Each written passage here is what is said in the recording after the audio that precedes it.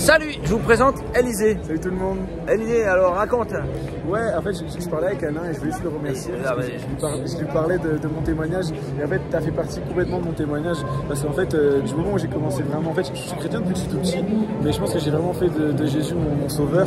J'ai vraiment eu mon face-à-face avec Jésus quand j'avais 16 ans. Et en fait, à ce moment-là. Tu as eu un face-à-face avec Jésus quand tu avais 16 ans, ça veut dire quoi? Il y a eu un appel à l'église et puis tu as dit ouais. Ouais, mais en fait, je pense que c'est plus dans ma chambre, hein, tu es tranquille tout seul, tu vois, des temps simples avec Dieu. Tu vois. Ok. Ah, c'est super. Ouais, et en fait, du coup, tes parents sont croyants. Ouais, ça va, je suis enfant de pasteur, j'ai grandi dans l'église, tu vois. Ouais. En fait, j'ai grandi avec des croyances qui me disaient que, pas forcément des croyances, c'est pas forcément l'église qui m'a inculqué, mais je pense que c'est moi indirectement qui pensais que je devais genre mériter la grâce de Dieu, tu vois. Je pensais que je devais mériter la grâce de Dieu. Que tu devais faire des efforts. Ouais, c'est ça exactement, je devais un peu tirer un peu mon épine du pied pour avoir la grâce de Dieu. Et en fait, faut mériter. Ouais, c'est ça. Prier plus, lire plus la Bible. Ouais, c'est ça.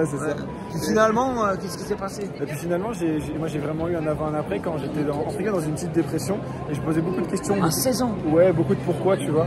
Beaucoup de pourquoi. Et en fait, dans mes prières, je disais tout le temps pourquoi.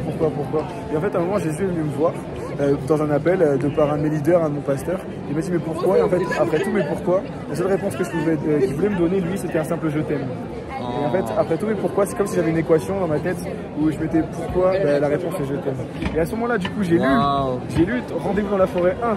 Rendez-vous dans la forêt 1. Et à ce moment-là, ça a changé ma perception de ma relation avec Jésus. J'ai vraiment compris que c'était plus un Dieu lointain, mais c'était mon meilleur ami.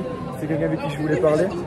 Et même dans un des messages que j'avais pu apporter une fois à un groupe de personnes, j'ai toujours dit une phrase qui m'a toujours marqué dans un de tes livres avec un dessin, c'est que Dieu ne laissera jamais quelqu'un qui se confie en lui tomber plus bas que dans le creux de sa main. Et cette phrase, elle a changé ma vie. Mais tu rigoles. Et alors maintenant, tu parles avec Jésus régulièrement? Tous les jours. Tous les jours. Et puis tu arrives à écouter? Ouais, c'est compliqué. C'est compliqué des fois de faire taire les bruits un peu, tu vois. Ah ouais, parce que tu parles, ou ton imaginaire parle, non mais l'imaginaire c'est bien, il est souvent dedans. Mais c'est plus quand tu parles, en fait tu t'arrêtes pas de parler mais tu ne laisses même pas le temps de te répondre. Ouais, c'est un peu le défaut de notre société aujourd'hui. Hein. Ouais, mais on est tous un peu comme ça. Et mec, merci. Donc je vous encourage. Ouais, je sais, ça paraît tordu parce que c'est moi qui ai fait le livre, mais je vous encourage à lire le livre Rendez-vous à la forêt, bordel. J'ai dit bordel. Merde, j'ai pas dit bordel. Merci. Tu vois, vu que je tiens le téléphone avec celui-là, je peux pas te serrer la main. Mais c'est trop bien, continue avec Jésus. Et puis, ouais, non, mais c'est trop bien, quoi. C'est trop bien, continue, tout. Et tu parles bien, mec. Hein, il est bon, hein.